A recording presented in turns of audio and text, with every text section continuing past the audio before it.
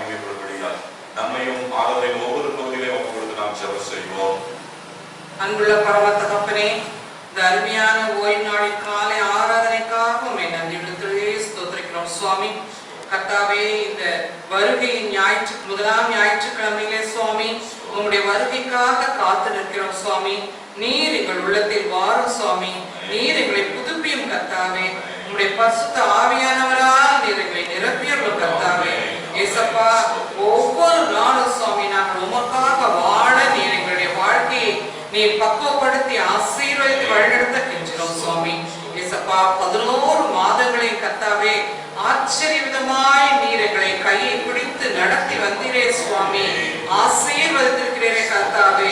எல்லா குறைகளின் மத்தியிலும் எல்லாவற்றையும் நிறைவாக்கி தந்த தேவனே உம்மை கோடாபடி ஸ்தோத்திரிக்கிறோம் சுவாமி.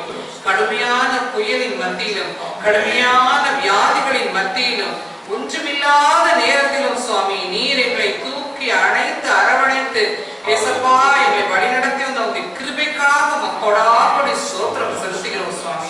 ஏசப்பா, இப்பொழுதும் சுவாமி நாங்கள் சமூகத்தில் வருகிறோம் கர்த்தாவே. இந்த ஆராதனையில் பங்கெடுக்கிற ஒவ்வொருவரையும் நீர் ஆசீர்வதிக்க வேண்டுமாய் கெஞ்சிறோம் கர்த்தாவே. ஒருவேளை சுவாமி ஆலயத்திற்கு வர முடியாமல் வீட்டிலே இருந்து உம்மை ஆராதிக்கிற மக்களை கர்த்தாவே நீர் பலப்படுத்த வேண்டுமாய் கெஞ்சிறோம் சுவாமி. கர்த்தாவே, இந்த ஆராதனையிலும் சுவாமி நாங்கள் பாடப்போகிற பாடல்கள் கர்த்தாவே, நாங்கள் வாசிக்கிற வேத வசனம், சங்கீதம் கர்த்தாவே, இன்னும் கர்த்தாவே நாங்கள் ஏறெடுக்கிற எல்லா விண்ணப்பங்களுக்காக உங்க சமூகத்தில் வருகிறோம் சுவாமி. எல்லாவற்றையும் நீர் அங்கீகரித்து கர்த்தாவே எங்களை ஆசீர்வதிக்க வேண்டுமாய் கெஞ்சிறோம் சுவாமி. கர்த்தாவே, நீர் எங்களுக்கு தரப்போகிற உம்முடைய வேத சத்தியத்தை நீர் எங்களுக்கு அருமையாய் வெளிப்படுத்தி தர வேண்டுமாய் கெஞ்சினோம் சுவாமி. நீர் யார் மூலமாக பேச நீர் அசுத்தமா இருக்கிறீரோ நீர் அவர்களை ஆசீர்வதி கர்த்தாவே. உடைய வேத வசனங்களை கர்த்தாவே எங்களுக்கு அருமையாய் போதிக்கவும் நாங்கள் அதன்படி நடக்கவும் எங்கள் இருதயத்தை நீர் சுத்தப்படுத்தி அல்ல வேண்டுமாய் கெஞ்சினோம் சுவாமி. உம்முடைய வேத வசனம் விதைக்கப்படும் போது எங்களுடைய இருதயத்தை நல்ல நிலமாக நீர் மாற்றி தர வேண்டுமாய் கெஞ்சினோம் சுவாமி. கர்த்தாவே, நாங்கள் படைக்கிற காணிக்கையும் எங்களை நீர் அங்கீகரித்துக் கொள்ளும் கர்த்தாவே. இந்த ஆராதனை முழுவதுமாக நீர் எங்களோடு இருந்து எங்களை வழிநடத்தும். துதி கன மகிமையாவற்றை உமக்கே செலுத்துகிறோம் ஜீவனுள்ள பிதாவே, ஆமென். கர்த்தருடைய பரிசுத்த நாமத்திற்கு மகிமை உண்டாகவும். நம்முடைய ஆராதனைக்கு ஆரம்பமாக முதலாவது பாடலை நாம் பாடுவோம். பாடி துதி மனமே பரனை கொண்டாடி துதி மனமே. Amen.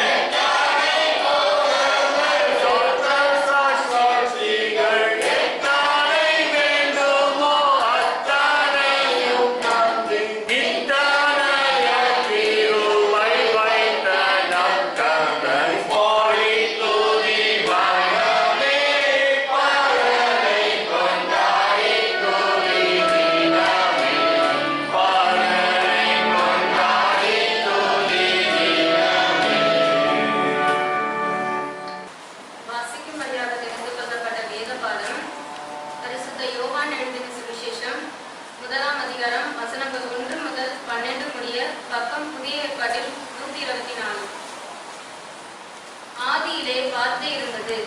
அந்த வார்த்தை தேவனிடத்தில் இருந்தது. அந்த வார்த்தை தேவனாய் இருந்தது. அவர் ஆதியிலே தேவனோடு இருந்தார். சகலமும் அவர் மூலமாய் உண்டாயிற்று. உண்டானதென்றும் அவராலே அல்லாமல் உண்டாகவில்லை.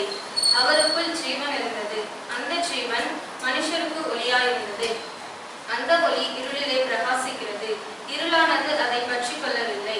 தேவனால் அனுப்பப்பட்ட ஒரு மனுஷன் இருந்தான். அவன் பேர் யோவான். அவன் தன்னால் எல்லாரும் விசுவாசிக்கும்படி அந்த ஒளியை குறித்து சாட்சி கொடுக்க சாட்சியாக வந்தான்.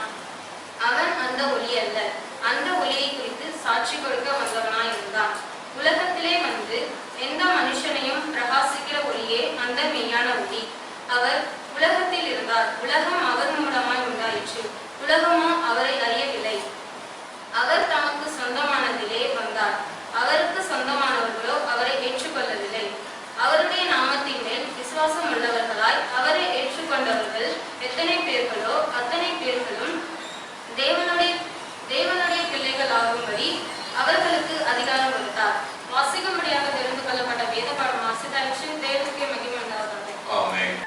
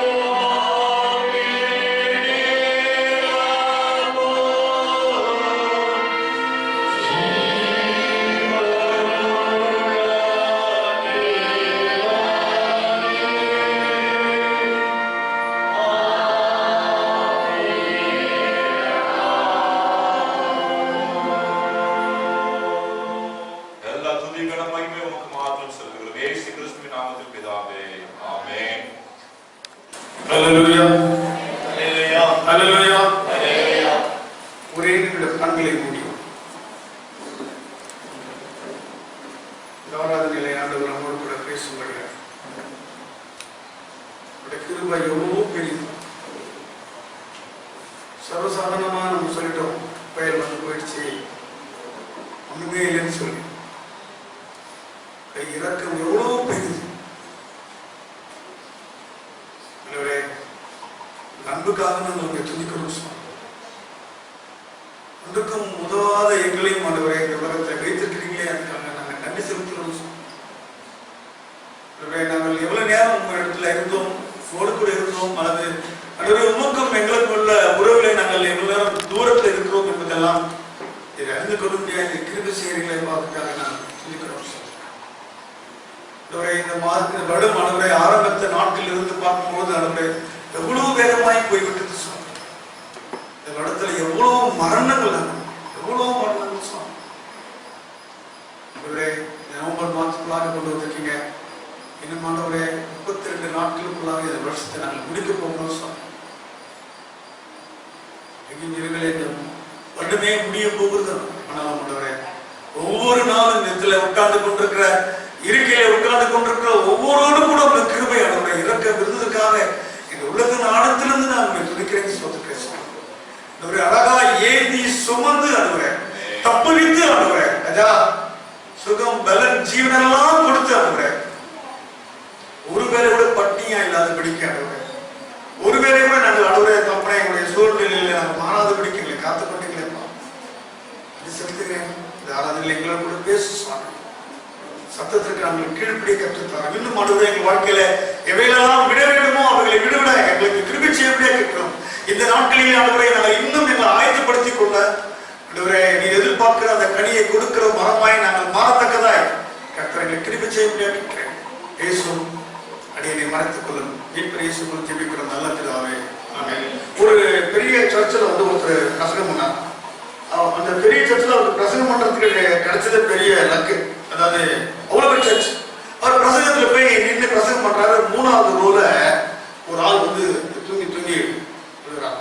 இவருக்கு என்னது ரொம்ப கோபமாக எரிச்சலாம் உன்னை இங்க அப்படின்றாரா. அப்படி என்ன பண்றாரு, அப்படி ஏத்துட்டு மறுபடியும் என்ன செய்யறாரா, மறுபடியும் தூங்குறான்.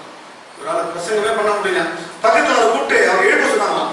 அவர் எழுப்பினாலும் எழுதுனாரா, மறுபடியும் என்ன செய்யறாரா, தூங்குறாங்க. இவரால பிரசங்கம் பண்றதுக்கே மனசு இல்லையா. என்ன பண்ணாரா, சரி ஏதாவது வழி பண்ணுன்னு சொல்லிட்டு ஏசுசாமி வந்தா எத்தனை பேர் பரலோகத்துக்கு போகலாம், அவன் எழுந்து நில்லுங்க அப்படின்னு எல்லாம் எழுதுனா அந்த மனுஷன் என்ன பண்ணிக்கலாம், உட்காந்து தெரியுமே நீதான் தூங்குறீங்க, தூங்குறதுனால நிச்சயமா பரலோகம் போக முடியாது. உடனே மறுபடியும் அடுத்து சொன்னா, யாருமே இப்போ பிசாசு வந்து நரகத்துக்கு போறீங்கன்னா எல்லாம் உட்கார்ந்தாலும் அவன் கூட என்ன பண்ணலாம், எழுந்துங்கன்னா தெரியுமே இது நல்லா தூங்குறிய நீதான் போகணும். அதுக்கு அவன் என்ன சொன்னான்னா, இல்ல நீங்க நிக்கிறீங்க, நீங்க தனியா போறீங்கிறதுக்காக உங்க கூட துணைக்கு நான் நிக்கிறேன்னு சொன்னான். அநேக நேரங்களிலே பிரசங்கத்தை கேட்பதன் மாத்திரம் இல்ல, வாழ்க்கையில நாம் அவைகளை சரியாய் பிடிக்க வேண்டும். வருகை நாட்கள் என்று சொல்லி இது ஆரம்பிக்கிறாங்க. திருச்சபையுடைய முறைப்படி இயேசு கிறிஸ்துடைய பிறப்பு வந்து திருச்சபை முறைக்காக என்ன பண்றாங்க, இது வருகை ஞாயிறு இதுல இருந்து ஆரம்பிப்பாங்க. இதுல இருந்தா பாத்தீங்கன்னா ஒவ்வொரு ஆராதனைக்கு பிறகு வருகை ஞாயிறு இயேசு கிறிஸ்து பிறப்பு அப்படின்னு சொல்லி ஆரம்பிப்பாங்க. இன்றைக்கு இன்னும் கூடிய சீக்கிரத்துல யாரு நம்ம என்ன செய்ய போகிறோம், கிறிஸ்துமஸ் பண்டிகை இல்லையா, வருஷந்தோறும் அனுசரிக்கிற கிறிஸ்துமஸ் பண்டிகை அனுசரிக்க போகிறோம். இந்த நாம் வாசித்த யோவான் 1ஆம் அதிகாரம், அதுல நம்ம பார்க்கணும். இந்த யோவான் 1ஆம் அதிகாரத்திற்கும் ஆதியாகமத்திற்கும் ஒரு தொடர்பு உண்டு. ஆதியாகமத்துல என்ன வசனங்கள் இருக்குதோ அப்படியே நீங்க பாத்தீங்கன்னா யோவான்ல இருக்கும். ஆதியாகமத்து 1 அதிகாரம் எடுத்து பாத்தீங்கன்னா, ஆதியிலே வார்த்தை இருந்தது. எடுத்து வாசிக்கலாமா? ஆதியாகமம் 1ஆம் அதிகாரம் 1ஆம் வசனம். ஆதியிலே தேவன் வானத்தையும் பூமியையும் சிருஷ்டித்தார். பூமியானது ஒழுங்கின்மையும் வெறுமையுமாய் இருந்தது. ஆழத்தின் மேல் இருள் இருந்தது. தேவ ஆவியானது ஜலத்தின் மேல் அசைவாடி கொண்டிருந்தார். தேவன் வெளிச்சம் உண்டாக கடவுள் என்றார். வெளிச்சம் உண்டாயிற்று. வெளிச்சம் நல்லது என்று தேவன் கண்டார். வெளிச்சத்தையும் இருளையும் தேவன் வெவ்வேறாக பிரித்தார். பாத்தீங்கன்னா அதே பகுதி பாத்தீங்கன்னா புதிய பாட்டுல இந்த யோவானுடைய அதிகாரத்துல வருது. யோவானுடைய பகுதியை குறித்து ஒரு இந்த கொரோனா டைம்ல வந்து எங்களுடைய ஸ்கிரிப்சர் இன்ல டாக்டர் ரூப் சிங் ஒரு வந்திருக்காங்க. அவங்க வந்து ஒரு கல்லூரியில பிரின்சிபலாக இருந்து ரிட்டையர்ட் ஆனாங்க. ரொம்ப பைபிள் பத்தி ரொம்ப அழகா கிளாஸ் எடுப்பாங்க. யோவான் சுவிசேஷத்தை பத்தி ஒரு 3 நாள் கண்டினியூா ஈவினிங் மாலையில ஜூம் மீட்டிங் ஜூம்ல வந்து நடத்தினாங்க. ரொம்ப யூஸ்ஃபுல்லா இருந்துச்சு. ஐயா கூட கலந்துனாங்க அந்த இதுல, அக்கா கூட கலந்துனாங்க, அவங்கள நிறைய பேர் கலந்துனாங்க. இதுல ரொம்ப யூஸ்ஃபுல்லா இருந்தது. அப்ப அவர் சொன்ன விஷயங்கள் தான் இதுதான். ஆதியாகமத்துக்கும் யோவானுக்கும் ஒரு தொடர்பு இருக்குது. இந்த யோவான் எழுதின யோவானுடைய ஸ்டேஷன் எழுதின இந்த அதிகாரத்தை பார்த்தீங்கன்னா அதே மாதிரி ஆதியிலே வார்த்தை இருந்தது, அந்த வார்த்தை தேவனிடத்தில் இருந்தது, அந்த வார்த்தை தேவனாய் இருந்தது, அவர் ஆதியிலே தேவனோடு கூட இருந்தார், சகலமும் அவர் மூலமாய் இருந்தார். அப்படியே பார்த்தீங்கன்னா அவன் தேவனாக்கப்பட்ட ஒரு மனுஷன் இருந்தான்னு பார்க்கிறோம். அதுக்கு 8ஆம் வசனம் அதே 9 பார்க்கிறோம்.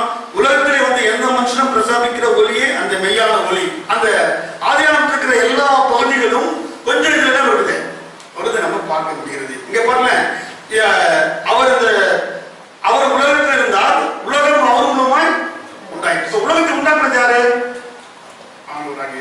ஆண்டவர் தேவனாய் கர்த்தர் உலகத்தை உண்டாக்குறார். எனக்கு ஒரு ரொம்ப நாளா ஒரு வருத்தம் இருக்கு எனக்கு இந்த சபை மீது. ஏன் உங்க அப்பா அம்மா வாங்க மாட்டாங்க? வெறும் பிள்ளைன்னு வந்து இருக்கீங்க. ஒண்ணு நான் வந்து சர்ச்சில் ஒரு மாதிரி இருக்கேன்னா இல்ல வீட்டில் ஒரு மாதிரி இருக்கேன்னா, என்னுடைய லைஃப் என் வாழ்க்கை ஒரு சமயம் நான் இங்கே பாஸ்டரை பார்க்கும்போது இல்ல மற்ற ஐயாங்களா பார்க்கும்போது கரெக்டா இருக்கிறேன். வீட்டுக்கு போனா நம்ம பிள்ளைகளுடைய மாற்றத்தை பார்த்து என்ன பண்ணலாம், இங்க அப்பா அம்மா வரணும். நம்ம இப்ப ஒரு பிளான் வச்சிருக்கோம், பின்னாடி என்ன செய்ய போறோம், இப்ப பெரிய சர்ச் கட்ட போறோம் இல்லையா? அப்ப இப்படியே வந்தீங்கன்னா நல்லா இருக்குமா? இன்னில இருந்து ஒரு காரியம் செய்ய போறோம் இந்த வருஷம் கிடைச்சுக்குள்ள. எல்லாரும் எதுக்காக ஜெபம் பண்றீங்கன்னா, எதுக்காக ஜெபம் பண்றோம்? ஆண்டவரே, எப்படியாவது இந்த ஆராதனையில எங்க அம்மா வரணும், எங்க அப்பா வரணும், எங்க மாமா சித்தப்பா சித்தி யாரெல்லாம் ஒரு சொந்தக்காரர் இருக்காங்களோ அவங்க எல்லாம் என்ன செய்யணும் வரணும். இங்க இடம் பத்தாம இருக்கணும். இப்ப பெரிய சர்ச்சை கட்டிட்டா இதே மாதிரி ஆட்கள் வந்து அதிகமா இருக்குமா, பார்க்கறதுக்கு நல்லா இருக்குமா, அப்படி இருக்கும். ரொம்ப கஷ்டம். அப்ப என்ன அர்த்தம்? ஒன்று, இந்த வாழ்க்கை ஆண்டவருக்குள்ளாக, இந்த ராஜாவாக வரப்போகிற ஆண்டவருக்குள்ளாக என் வாழ்க்கை இன்றைக்கு எப்படி இருக்குது, எப்படிப்பட்ட மனிதனாக நான் வாழ்ந்து கொண்டு கொண்டிருக்கிறேன். ஆலயத்துல ஒரு வாழ்க்கை, வீட்டுல ஒரு வாழ்க்கை. பாஸ்டர் பார்க்கும் போது ஒரு வாழ்க்கை, பாஸ்டர் இல்லாத நேரங்கள் ஒரு வாழ்க்கை. என்னை பார்க்கும் போது என் மகன் ரொம்ப தெரிந்திருக்கிறான், என் மகன் ரொம்ப தெரிந்திருக்கிறான். அந்த என்னைக்கு அந்த சர்ச்சுக்கு போனாலும் அடியிலிருந்து ரொம்ப நல்ல பிள்ளையா இருக்கான். அவன்கிட்ட எந்த கெட்ட பழக்கமும் இல்லை. முன்ன எல்லா வார்த்தைக்கும் கேட்டுருக்கேன். எவ்வளவு நான் நீ இது செய்யாத அதை செய்யாத சொல்லி பார்த்தேன், அவன் கேட்கவே இல்லை. என்னைக்கு அந்த சர்ச்சுக்கு போனானோ, என்னைக்கு அந்த கடவுளை வேண்ட ஆரம்பிச்சானோ, என்னைக்கு அந்த தேவனை பற்றி கொண்டானோ, என்னைக்கு என் மகளை பெற்றி கொண்டானோ, அன்னிலிருந்து அவன் வாழ்க்கையில் ஒரு மாற்றம் இருக்கிறது. யார் உணரணும்? யார் உணரணும்? பெற்றோர்கள். அப்ப என்ன செய்வாங்க? அவங்க என்ன செய்வாங்க? நிச்சயமா ஆலயத்தோட 21 வருடத்துல நம்ம ஆலயத்தை கட்டிலாம் முடிக்க போறோம். அது உண்மை. எக்ஸஸா பணம் வரும்போது உண்மை. ஆண்டுக்கு அந்த எத்தனை 1 லட்சம் எத்தனை பேரு? 50 பேர் ரெடி பண்ணிட்டாரு. அதெல்லாம் ரெடி ஆயிடுச்சு, எல்லாம் ரெடி ஆயிடுச்சு. சீக்கிரத்துல எல்லாம் செங்கல் ஜல்லி எல்லாம் வந்து இறங்க போகுது, எல்லாம் வரப்போகுது. ஹல்லேலூயா. தேவனை நம்புகிற பிள்ளைகள். ஆகல ஒண்ணு முதல்ல நான் இன்றைக்கு இந்த பகுதி எடுக்கும்போது உலகத்தில் எந்த மனுஷனும் பிரதேசம் எதிர்பார்க்கிறோம். அதே மாதிரி அவர் உலகத்தில் இருந்தார், உலகம் உண்டாயிற்று. அவர் தமக்கு சொந்தமானதிலே வந்தார், அவருக்கு சொந்தமானவர்கள் அவரை ஏற்றுக்கொள்ளவில்லை. இன்னைக்கு நான் ஏற்றுக்கொண்டேன் இந்த ஆண்டுரை, இன்னும் யாரும் ஏற்றுக்கொள்ளல. யாருன்னா இன்னைக்கு ஏற்றுக்கொள்ளவில்லை. ஏன் அவங்க ஏற்றுக்கொள்ளவில்லை? இந்த பகுதியை பார்க்கும்போது பழைய ஏற்பாட்டில இருந்து ஒரு சில காரியங்களை அப்படியே ஆராய்ச்சி பண்ணிட்டே வந்தேன். நான் ஏன் நான் மக்கள் முன்னா நன்மை வந்தா ஆண்டவர் தேடுவாங்க, ஏதாவது கஷ்டம் வந்தா தேடுவாங்களா? எல்லா சூழ்நிலும் நீங்க அது ஆதி திருச்சபையிலே பார்க்கும்போது அதே நடந்துக்குது. இந்த மக்களை பத்தி என்னதான் பைபிள்ல போட்டுருக்குது பார்க்கலாமா? ஏசாயா 29ஆம் அதிகாரம் 13ஆம் வசனம் வாசிங்களேன். ஏசாயா 29:13. இந்த ஜனங்கள் தங்கள் வாயினால் எடுத்து சேர்ந்து தங்கள் உதடுகளினால் என்னை கனப்படுகிறார்கள். அவர்கள் இருதயமோ எனக்கு தூரமாய் விலகி இருக்கிறது. அவர்கள் எனக்கு பயப்படுகிற பயம் மனுஷராலே போதிக்கப்பட்ட கற்பனையாய் இருக்கிறது. பாருங்க, அதாவது இந்த ஜனங்கள் தங்கள் வாயினால் என்னை துதிக்கிறாங்க, மகிமைப்படுத்துறாங்க. ஆனா அவங்க இருதயம் என்னதுதான்? தூரமாய் இருக்கிறது. அப்ப இருதயத்துல யாரும் இல்லை, ஆண்டவர். சும்மா வாயில தான் கையை தட்டி பாட்டு போடுறோம், ஸ்தோத்திரம் சொல்றோம், எல்லாம் சொல்றோம். எங்க இருக்க வேண்டியமோ ஆண்டவர் இல்லை. அப்புறம் பார்த்தீங்கன்னா என்ன வசனம் சொல்லுது? அவங்களுக்கு போதிக்கப்படுகிற பயம் கூட எப்படிதான்? மனுஷர்களை ஐயா சொன்னாலும் பயந்து செய்யுது. உண்மையா தேவன் என்ன பார்க்கிறாரு, உண்மையா தேவன் என்ன விட்டு பார்த்து கொண்டிருக்காரு. என் தனிப்பட்ட வாழ்க்கையில நான் தனிமையில இருக்கும் போது, என் குடும்பத்துல இருக்கும் போது, எங்க அப்பா அம்மா கிட்ட இருக்கும் போது, எங்க பிள்ளைங்க என்னுடைய மற்ற ஃப்ரெண்ட்ஸோட இருக்கும் போதெல்லாம் என்னை என் ஆண்டவர் பார்க்கிறான்ற ஒரு பயம் நமக்குள்ள இருக்கணும்.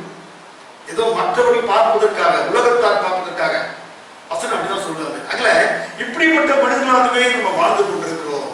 உண்மையாய் தேவனுக்குள்ளாக வாழ்கிற வாழ்க்கை இல்லாததுனால்தான் இன்னைக்கு இப்படியேதான் இருக்கும்.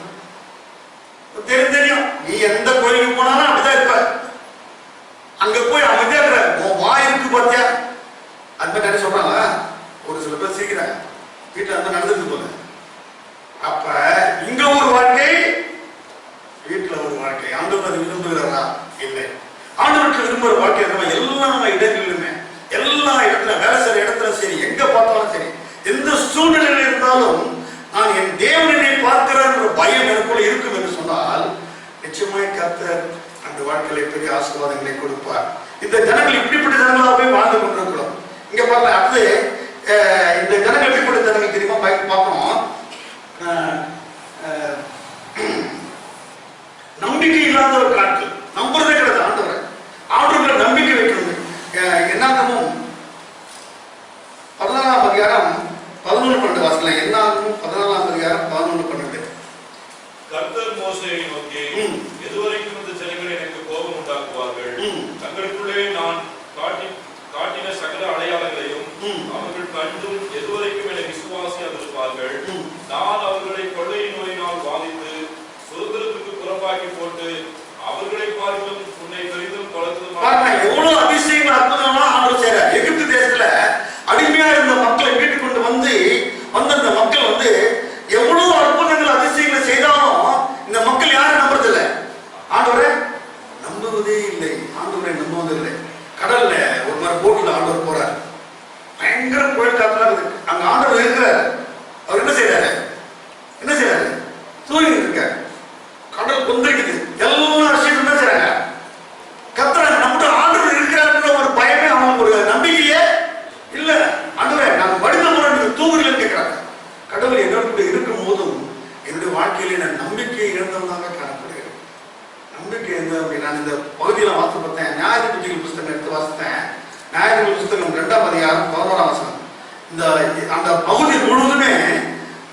மக்கள் கொஞ்சம் கூட ஆண்டவரை மறுதளிக்கிற கூட்டமாவே வாழ்ந்திருக்காங்க.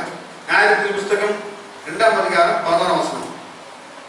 அப்பொழுது இஸ்ரவேல் புத்திரர் கர்த்தரின் பார்வைக்கு பொல்லாப்பானதை செய்து பாகால்களை சேவித்து தங்கள் பிதாக்களை எகிப்து தேசத்திலிருந்து புறப்பட பண்ணின அவர்களுடைய தேவனாகி கர்த்தரை விட்டு தங்களை சுற்றிலும் இருக்கிற ஜனங்களுடைய தேவர்களாகி அந்நிய தேவர்களை பின்பற்றி பாருங்களேன். இது என்ன விஷயம்? இங்க வந்தா ஒரு கடவுளை தேர்ந்தது, வீட்டுக்கு போனா இந்து ராஜாக்கள் புஸ்தகத்துல கூட பார்க்கிறோம். அங்க எலியா சொல்றாரு, ஒண்ணு பாகால வணங்க, இல்லைன்னா தெய்வத்தை. இங்க ஒரு வாழ்க்கை, அங்க ஒரு வாழ்க்கை. இங்க ஒரு தெய்வத்தை உண்மையான கடவுளை விட்டுட்டு அங்க போனவங்க எல்லா சூழ்நிலையிலும் இந்த ஆண்டவரை மற்றும் நம்பிக்கையை பற்றிக் கொள்ள வேண்டும். இன்னைக்கு அந்த நம்பிக்கை நம்முடைய வாழ்க்கையில இல்லை. இந்த நம்பிக்கை இல்லாத ஒரு வாழ்க்கையை வாழ்ந்து கொண்டிருப்பதனால எந்த ஒரு ஆசீர்வாதத்தையும் காண முடியாதபடி வாழ்க்கை வந்து கொடுக்குது. சும்மா இப்படியே இருக்கிறோம், நம்ம லைஃப் இப்படிதான் இருக்குது. ஒரு முன்னேற்றங்களை காண முடியல. நீங்க அப்போஸ்தலர் நடவடிக்கைகளை எடுத்து வாசிக்கும் போது பாத்தீங்கன்னா, பேதுருவின் பிரசங்கத்தை கேட்டு, ஒரு பிரசங்கத்தை கேட்டு எத்தனை பேர் ரட்சிக்கப்பட்டாங்க? 3000 பேர் ரட்சிக்கப்பட்டாங்க. அடுத்த பகுதி அதே அதிகாரம் தொடர்ந்து வாசித்து பாத்தீங்கன்னா, அடுத்த பிரசங்கத்தை கேட்டு எத்தனை ரட்சிக்கப்பட்டாங்க? 5000 பேர். இன்க்ரீஸ் ஆச்சா டிக்ரீஸ் ஆச்சா? எத்தனை பிரசங்கம்? 15 பிரசங்கமா? எத்தனை பிரசங்கம்? ஒரு பிரசங்கம் முதல்ல ஃபர்ஸ்ட் ஒரு பிரசங்கம் தான். இந்த ஸ்டேஜ்ல இந்த ஆலயத்துல எவ்வளவு பிரசங்கத்தை கேட்டாச்சு. எவ்வளவு பேர் இருக்கிறோம்? அவ்வளவுதான். இம்ப்ரூவ்மெண்ட் இருக்குதா? ஏன் இல்லை? ஏன் ஆதி திருச்சி பிள்ளைக்குது? பிரசங்கம் பண்ணவங்களாம், பேரெல்லாம் பிரசங்கம் பண்ணவங்களாம் பெரிய டாக்டரேட் கிடையாது, பெரிய படிப்பாளிகள் கிடையாது, சாதாரண சீஷர்கள். இயேசு கிறிஸ்துவை அறிந்தவர்கள் தான். ஒரு பிரசங்கத்தை கேட்டு 3000 பேர் ரட்சிக்கப்பட்டார்கள். நீங்க பாத்தீங்கன்னா அந்த பகுதியில் வாசிக்கும் போது அத்தனை பேருக்கு ஞானஸ்தானம் கொடுத்தாங்க. ஒரு 3000 பேருக்கு ஞானஸ்தானம் கொடுக்கணும்னா எவ்வளவு நேரம் இருக்கும் இல்ல? அப்போஸ்தலர் 2ஆம் அதிகாரம் 41ஆம் வசனம். அவருடைய வார்த்தையை சந்தோஷமாய் ஏற்றுக்கொண்டவர்கள் ஞானஸ்நானம் பெற்றார்கள். அன்றைய தினம் ஏறக்குறைய 3000 பேர் சேர்த்துக் கொள்ளப்பட்டார்கள். 3000 பேருக்கு ஞானஸ்தானம் எவ்வளவு நாள் ஆயிருக்கும்? கொஞ்சம் யோசிக்க ஆரம்பிச்சேன். 2 நாள் ஆயிருக்குமா, 3 நாள் ஆயிருக்குமா, எத்தனை நாள் ஆச்சுங்க? 3000 பேர் ரட்சிக்கப்பட்டு சபையில சேர்த்துக் கொள்ளப்பட்டார்கள். பிரியமானவர்களே, இன்றைக்கு இதுதான் வளர்ச்சி. ஆண்டவர் வருகிறார். ஆண்டவர் வரும்போது இதே மாதிரி இருந்தா எப்படி? எத்தனோ நன்மைகள் செஞ்சுட்டு, எவ்வளவு ஆசீர்வாதங்களை கொடுத்துட்டு இன்னும் இப்படிதான் இருக்காங்க. ஒரு இம்ப்ரூவ்மெண்ட் இல்லையே, ஒரு முன்னேற்றத்தை காண முடியலையே. ஆண்டவர் விரும்புகிற ஒரு காரியம், ஆண்டவர் ஒரே ஒரு ரொம்ப விரும்புகிற காரியம் தெரியுமா? கீழ்ப்பிடித்தலை ஆண்டவர் ரொம்ப விரும்புகிறார். ஏன்னா ஆதி திருச்சபையுடைய ஆதி பிதாக்களுடைய பாவம் என்ன போவோம்? கீழ்ப்படியாமை. ஆண்டவர் விரும்புகிற ஒரே ஒரு காரியம் இந்த கீழ்ப்படிதல். ஒவ்வொரு நாளுமாய் காலையிலே அது ஆதாமை ஏவாளை உண்டாக்கி விட்டு ஆண்டவர் அந்த ஓட்டத்தில் அடைய உலாகினே வர ஒரு நாள் கூப்பிடார் ஆதாம. ஆதாமே எங்கே இருக்கிறாய்? ஆதாம் இப்ப எங்க இருக்கிற? மரத்தை கிழப்பை அழுத்திக்கிட்டார். ஆண்டவருக்கு அவருக்கு ரொம்ப தூரமா போச்சு. நான் இந்த பகுதியை வாசிக்கும் போதெல்லாம் உங்களை கேட்பேன், ஏன் ஆண்டவர் உங்களை மன்னிக்கல? ஆதாம் ஏவாளை மன்னிச்சிருக்கலாம் ஆண்டவர், ஏன் மன்னிக்கல? சொல்லுங்க பாப்பா, ஏன் மன்னிக்கல? ஆண்டவர் ஆதாம் ஏவாளை மன்னிச்சிருக்கலாம், ஏன் மன்னிக்கல? மன்னிப்பு கேட்கலையா? மன்னிப்பு கேட்கல. சரி, அப்ப காரணம் ஃபர்ஸ்ட் அது தப்பே ஒத்துக்கல. ஏவாளை பார்த்து கேட்கிறாரு, நீ அந்த பழத்தை சாப்பிட்டியா? அதுக்கு சரி, ஆதாம் பார்த்து கேட்கிறாரு, நீ அந்த பழத்தை சாப்பிட்டியா? ஆதாம் என்ன போய் சொல்ற தெரியுமா? அதுவும் சொல்றாரு, நீர் உண்டாக்கின பழி யார் மேல போடுறாரு? நல்ல வார்த்தை இல்ல அது, அறிவான வார்த்தை. நான் தனியா தானே இருந்தேன், நான் சும்மா தானே இருந்தேன், எனக்கு எதுக்கு அவளை என்கிட்ட கூட சேர்த்துக்க. அப்புறம் வாசிக்கலாம். என்னுடனே இருக்கும்படி தேவரீர் தந்த ஸ்திரீயானவள் வெளிச்சத்தின் கையை எனக்கு கொடுத்தாள். முடிஞ்சு போச்சு. நீ நான் சும்மா இருந்த என்ன, எனக்கு ஒருத்தர் கூட கொடுத்தீங்கள, அவன் கொடுத்தா நானே சாப்பிட்டேன். தவறை உணராத ஆட்கள் என்ன சொல்லிருக்கணும்? எப்போ அந்த பழத்தை நீ சாப்பிட்டியா? அவன் நான் சாப்பிட்றேன், என்ன மன்னிங்க அப்படி சொல்லித்தானே அப்படி படிச்சிடறான். அடுத்து பாருங்க, ஏவாளை போட்டு கேட்கிறாரு, நீ அந்த கனியை சாப்பிட்டியா? அந்த மாதிரி சொல்றாங்க பாருங்க, சர்ப்பம் குடிச்சிச்சு, அந்த பாம்பு குடிச்சிச்சு, நான் சாப்பிட்டேன். மற்றவர்களை போடுகிற பழக்கம். வீட்டில் நடக்கிற ஒரே விஷயம் இதுதான். நிறைய நேரங்கள்ல தப்பு காரணம் நீதான், வீட்டுல வர எல்லா பிரச்சனையும் நீதான் அப்படின்னு அவர் சொல்லுவாரு. அந்த மாதிரி சொல்லுவாங்க, நானா? நீங்க தான், உங்களாலதான் இந்த குடும்பத்தில் வர பிரச்சனைகள் காரணம். மற்றவர்களை பார்த்து பார்த்து பேசியே பழக்கப்பட்டு விட்டோம். ஆண்டவரே, இந்த குடும்பத்துக்கு பிரச்சனைக்கு காரணம் நான் தான். அன்னைக்கு ஆதாம், ஆண்டவரே, ஆமா ஆண்டவரே, நான் சாப்பிட்டேன், நான் தான் ஆண்டவரே சாப்பிட்டேன் அப்படி சொல்லியிருந்தா தேவன் என்ன பண்ணிருப்பாரு? மன்னித்திருப்பார், மன்னித்திருப்பார். எப்பொழுதெல்லாம் என் தவறை நான் உணர்கிறேனோ அப்பதான் மாற்றங்கள் இல்ல. இந்த இரண்டாவது சிலுவையில் அறையப்பட்ட அந்த கல்லன் ஒரு அருமையான ஒரு பகுதி. அந்த பகுதி எனக்கு ரொம்ப பிடிக்கும். அவன் சொல்ற, நாமும் நியாயமாய் தண்டிக்கப்படுகிறோம். முடிஞ்சு போச்சு. நாமும் நியாயமாய் தண்டிக்க. நான் சிலுவையில் தோக்கிறதுக்கு ரீசன் இருக்கு. நான் தப்பு செய்திருக்கேன், நான் திருடி இருக்கேன், கொலை பண்ணிருக்கேன், எல்லாரும் அட்டுழியும் பண்ணிருக்கேன், அதுல நான் சிலுவையில் தோங்குறேன். ஆண்டவர் எப்பெல்லாம் தப்பை உணர்கிறோமோ அப்போ விடுதலை கொடுக்கிறார். 3000 பேர் 5000 மாறிச்சு. இனிமேல் இந்த பெஞ்சு சேர்லாம் இந்த குடிசீட்டெல்லாம் மாறி, இந்த சட்டத்திட்டங்கள்லாம் கொஞ்சம் மாறும். 21 வரும்போதெல்லாம் மாறும். புதிய ஆலை கட்டும் போது யார் வரணும்? விடலாம். யார் வரணும்? கண்டிப்பா அப்பா அம்மா வந்தாங்க. அதுக்கு பொறுப்பு நீங்க. இந்த ஆலயத்துல ஆத்துமாக்களே, இந்த நான் ஜெபம் பண்ற விஷயங்கள் நிறைய நேரம் நான் ஜெபம் பண்றதுல, ஆண்டவரே, கடலூர்ல ஒரு பெரிய எழுப்புதல் வரணும்னா எங்கே இருந்தாருமாங்க இந்த பாதுகாப்பும் ஈஸியானதுன்னு கருத்து கொண்டாடணும். செய்ய முடியாதா? நம்முடைய ஆண்டவர் பெரியவர், நம்முடைய ஆண்டவர் பெரியவர். ஆண்டுடைய வார்த்தைக்கு கீழ்ப்படியும் போது, ஆண்டவருக்கு உண்மையாக வாழும்போது, ஆண்டு ஸ்தலத்தில் இருக்கும் போது நம்முடைய வாழ்க்கையில் ஆண்டவர் ஆசீர்வாதங்களை கொடுக்கிற தேவனாக இருக்கிறார். கடைசியாக ஒரு பகுதியை பார்த்து முடிக்க போறோம். நான் இப்படிலாம் வாழ்ந்தேன்னா என் வாழ்க்கையில என்ன ஆசீர்வாதங்களை நான் பார்க்க போறேன். உபாகமம் 28ஆம் அதிகாரத்துல சில வசனங்களை பார்த்து வீட்டை முடிச்சிடலாம். முதலாம் வசனம் வாசிக்கலாமே. 28ஆம் அதிகாரம் 1ஆம் வசனம், பக்கம் 256. உபாகமம் 28:1 வசனம். தேவனாகிய கர்த்தருடைய கட்டளையின்படி எல்லாம் செய்ய நீ கவனமாய் இருக்கும்படிக்கு அவர் சத்தத்துக்கு உண்மையாய் செவி கொடுப்பாயானால் தேவனாகிய கர்த்தர் பூமியில் உள்ள சகல ஜாதிகளிலும் மேன்மையாக பாருங்க. ஆண்டுடைய வார்த்தைக்கு நீ கீழ்ப்படுத்தி நடப்பாயானால் இந்த உலகத்துல, இந்த ஊர்ல என்ன செய்வான்? உயர்ந்த இடத்துல வைப்பார். அப்புறம் பாருங்க, உன் தேவனாகிய கர்த்தர் சத்தத்துக்கு செவி கொடுக்கும் போது இப்போது சொல்லப்படும் ஆசீர்வாதங்கள் எல்லாம் உண்மைகளுக்கு வந்து கொடுக்கும். நீ எங்க ஆசீர்வதிக்கப்பட்டிருப்பாயா?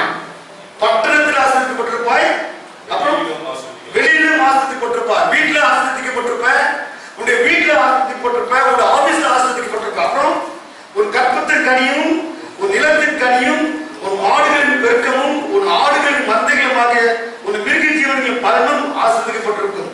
உன் கூடையும்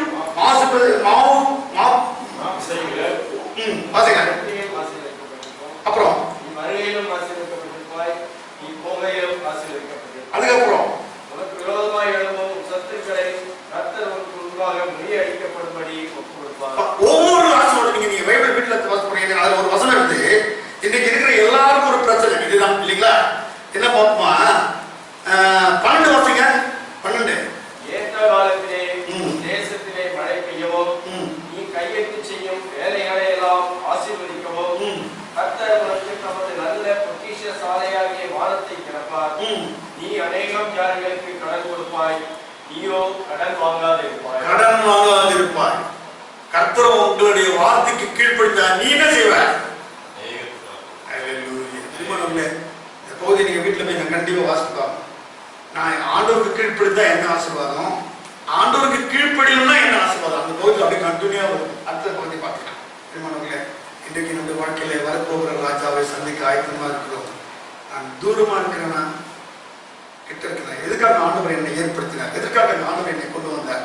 ஒரே ஒரு வசனத்தை பார்க்கிறோம்.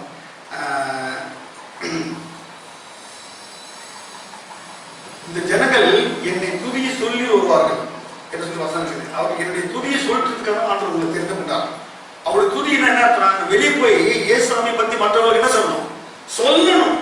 இந்த ஆண்டவர் எங்க வாழ்க்கையில் வந்த பிறகு, எங்க குடும்ப வாழ்க்கையில் வந்த பிறகு, என் தனிப்பட்ட வாழ்க்கையில் வந்த பிறகு கர்த்தர் என்னை உயர்த்திருக்காரு மக்கள் நான் சொல்லணும். அதுதான் ஆண்டவர் தெரிந்து கொண்டார்.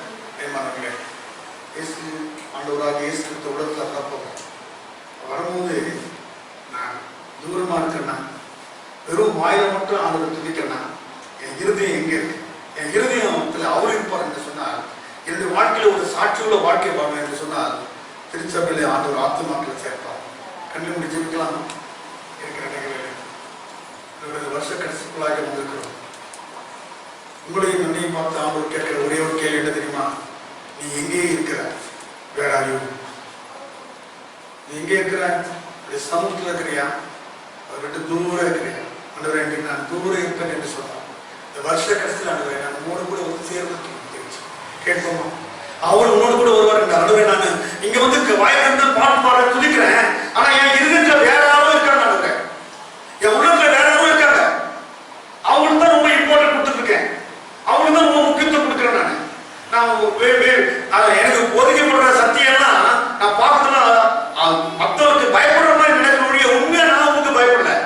இந்த சூழ்நிலை உட்கார்ந்து கொண்டிருக்கிறோமா? என்னை பாருங்க சொல்ல, என்னை மாற்றணும். என்னை உத்தமனாக்க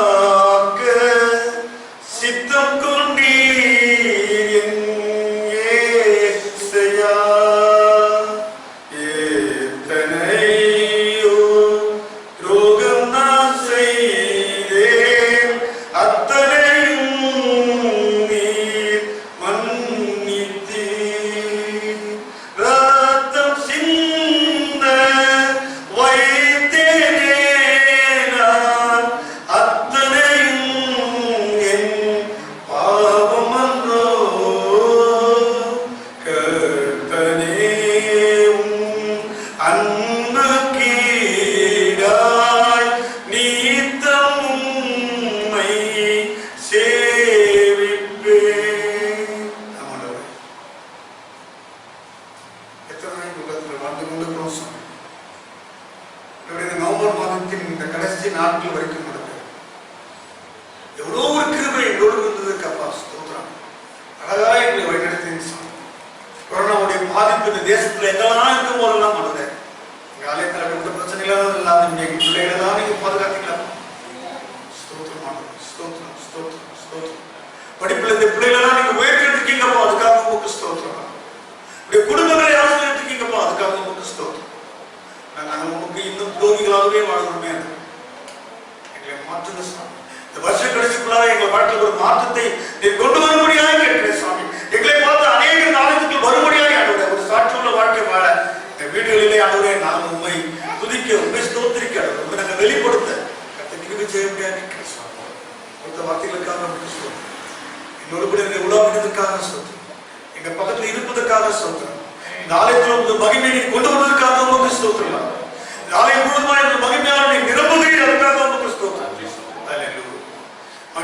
மகிமையின் ஆலயமாகவே நீங்க வைத்திருக்கீங்க அப்பா, ஸ்தோத்திரம். அநேகருக்கு இந்த ஆலயத்துக்கு மற்றவர்களும் ஆசீர்வாதத்தை கொடுக்குறீங்க. அதுக்காக உங்களுக்கு நன்றி சொல்றேன். இந்த ரோட்ல இந்த இடத்தை கிராஸ் பண்றவங்க வாழ்க்கையில எப்போதெல்லாம் அங்க திரும்பி பார்க்கிறார்களோ அவங்க குடும்பங்களை கத்த ஒரு ஆசீர்வாதத்தை நீங்க கொடுக்குறீங்கப்பா, அதுக்காக உங்களுக்கு ஸ்தோத்திரம். இப்படிப்பட்ட ஆசீர்வாதங்களை கொடுக்க கேட்கிறேன். வந்திருக்கிற பிள்ளைகளுடைய பெற்றோர்களை இந்த ஆலயத்தில் என்னை கொண்டு வரும்படியாக கேட்கிறேன். எங்களை வாங்கி அதுதான் இந்த வருஷ கடைசிக்குள்ள நடந்தேன். நான் ஒரு புதிய ஆலயம் கட்டும் போது ஆடுகிறேன். இந்த பிள்ளைகளுடைய பெற்றோர்கள் உறவினர்கள் அத்தனை பேரும் ஆடுகிறேன். இந்த ஆலயத்தில் உள்ள முழங்கால் போடும்படியான ஒரு கிருபியின் நேரத்தை கர்த்தர் உருவாக்கி தரும்படியாக கேட்கிறேன். நீங்க செய்வீங்க ஆடுகிறேன். துதிக்கிறோம், சோதிக்கிறோம். தொடர்ந்து கிருபி இருக்கட்டும்.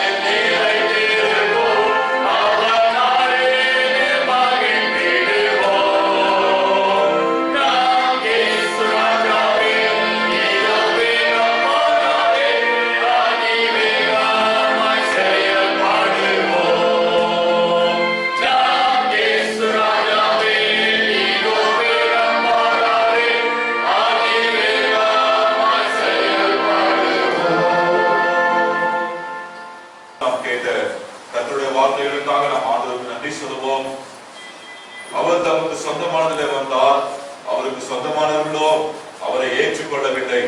அவருடைய வாயினால மாத்திரம் அவரை துதித்தார்கள். அவருடைய இருதயமோ அவருக்கு தூரமாய் இருந்தது என்று சொல்லி நாம் பார்த்தோம். அது மாத்திரமில்லாதபடிக்கு அவர்களுக்கு எத்தனையோ அற்புதங்களையும் அடையாளங்களையும் அவர் செய்தார்.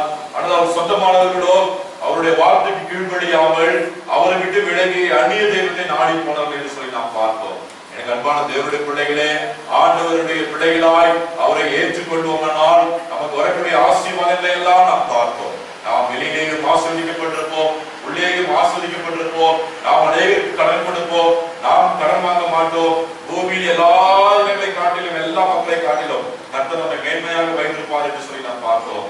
உண்மையாகவே ஆண்டவரை ஏற்றுக்கொண்ட பிள்ளைகளாய் நாம் வாழ்ந்து கொண்டிருக்கிறோமா?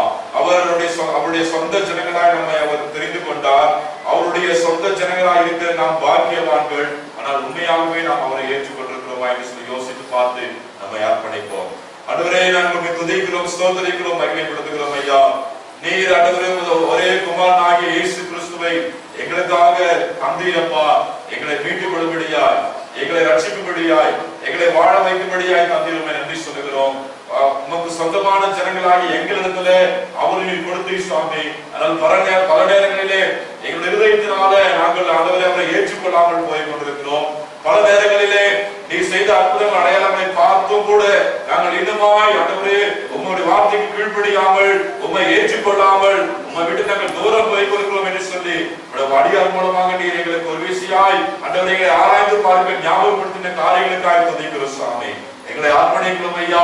உம்மை ஏற்றுக்கொண்டு ஆண்டவரே உம்மை போல நாங்களும் ஆண்டவரே உண்மையுள்ள வாழ்க்கையை வாழ்ந்து உம்முடைய கீழ்ப்படிதலை நீர் எப்படி பிதாவுக்கு மரணம் வரைக்கும் கீழ்ப்படிந்தவராய் இருந்தீரோ அதுபோல நாங்களும் கீழ்ப்படிதல் உள்ள வாழ்க்கையை வாழ்ந்து நீர் எங்களுக்கு வைத்திருக்கிற உன்னதமான பரிபூர்ணமான ஆசீர்வாதத்தை சோதனைத்துக் கொண்ட எங்கள் ஒவ்வொருவரின் காலத்தை அர்ப்பணிக்கிறோம். இந்த வார்த்தைகளை பகிர்ந்து கொடுத்த நமது அடியாருக்காக ஸ்தோத்திரம்.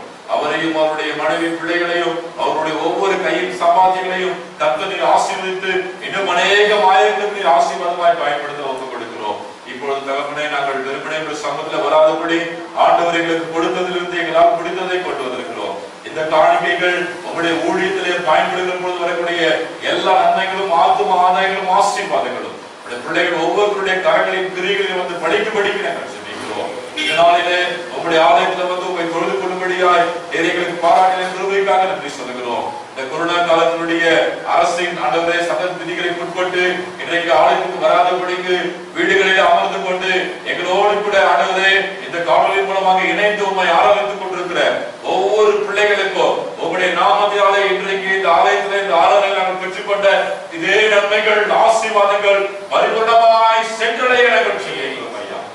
தாழ்த்து அர்ப்பணிக்கிறோம். தொடர்ந்து இந்த வாரம் முழுவதும் எங்களுடைய கூட மாறும். எங்களுடைய ஒவ்வொரு காரியங்களும் முன்பதாக சரியானதாக இருக்க அர்ப்பணிக்கிறோம். இயேசு சாமி மூலமாய் எங்களை தாழ்த்தி அர்ப்பணித்து செபிக்கிறோம். எங்கள் ஜீவனுள்ள நல்ல பிதாவே, ஆமென். கர்த்தருடைய ஆசீர்வாதத்தை பெற்றுக் கொள்வோம். நம்முடைய கர்த்தராகிய இருக்கிற இயேசு கிறிஸ்துவின் கிருபை, பிதாவாகிய தெய்வத்தின் அன்பு, பரிசுத்த ஆவியினுடைய ஐக்கியமும் சமாதானமும் பாதுகாப்போம். சுகபலன் ஆரோக்கியமும் சம்பூர்ணமான வாழ்வும் வழங்கும். நம் அனைவரோடு கூட ஆண்டவருடைய வருகை மட்டும் காத்து நடத்துவதாக